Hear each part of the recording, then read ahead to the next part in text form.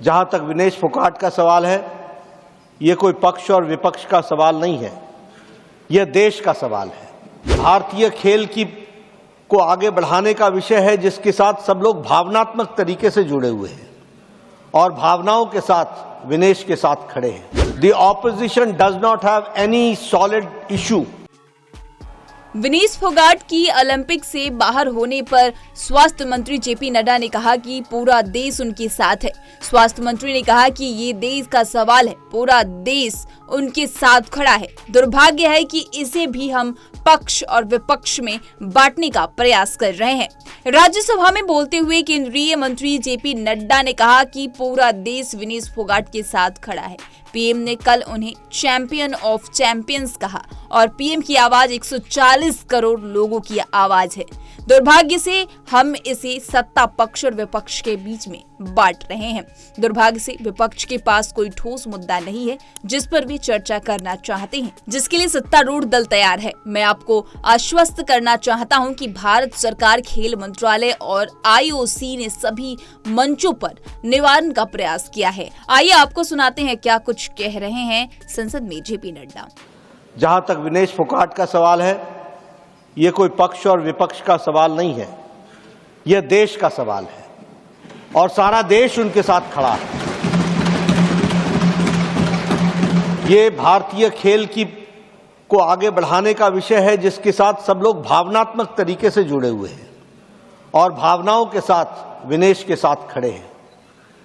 और मैं ये कहना चाहता हूं कि कल प्रधानमंत्री जी ने कहा चैंपियंस ऑफ चैंपियन, और साथ में प्रधानमंत्री जी ने कहा कि सारा देश खड़ा है।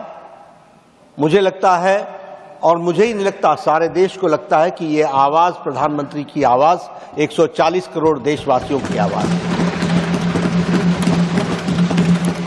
दुर्भाग्य इस बात का है कि इसको भी हम पक्ष और विपक्ष में बांटने का प्रयास कर रहे हैं। मुझे लगता है कि शायद विपक्ष विषय विहीन हो चुका है, मुद्दा विहीन हो चुका है। The opposition does not have any solid issue which they want to discuss, for which the ruling party is ready for discussion on all forums and on the forum of Rajya Sabha.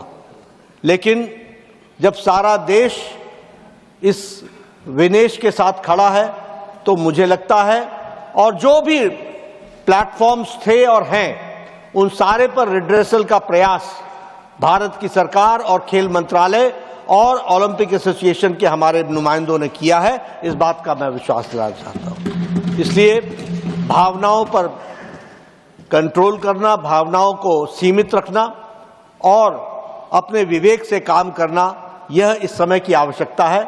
मुझे लगता है, मैं आशा करता हूं कि विपक्ष अपनी भूमिका को इस दृष्टि से देखेगा।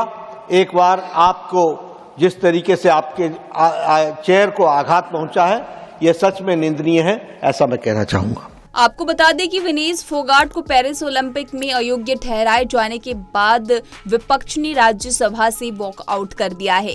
राज्यसभा के सभापति जगदीप धनखड़ ने कहा कि वे विपक्ष सोचते हैं कि केवल वे ही हैं जिनका कलेजा फट रहा है। लड़की विनेश की वजह से पूरा देश दर्द में है। सारे लोग इस हालात पर बात कर रहे हैं, लेकिन इसे भुलाने के लिए राजनीतिकरण करें, यह उस लड़की का सबसे बड़ा अपमान है। उस लड़की को अभी बहुत लंबा रास्ता तय करना है। इसी बीच आपको बता दें कि हरियाणा के पूर्व सीएम भूपेंद्र सिंह हुड्डा ने विनेश फोगाट के अयोग्य घोषित होने को लेकर जांच की मांग की है। उन्होंने कहा विनेश फोगाट को अयोग्य घोषित करने का क्या कारण है, इसकी जांच होनी चाहिए। आगे क्या कुछ कह रहे हैं, आइए आपको सुनाते हैं। हरियाणा सीएम ने कहा है कि विनेश फोगाट का पूरा वो सम्मान होगा जो एक सिल्वर मेडल जीते हुए खिलाड़ी का होता है।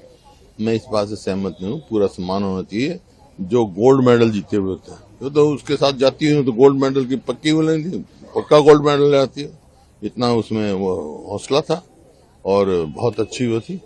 और ये क्या कारण हुआ, इसकी भी जांच करवानी चाहिए और इस बात का पता लगाना चाहिए।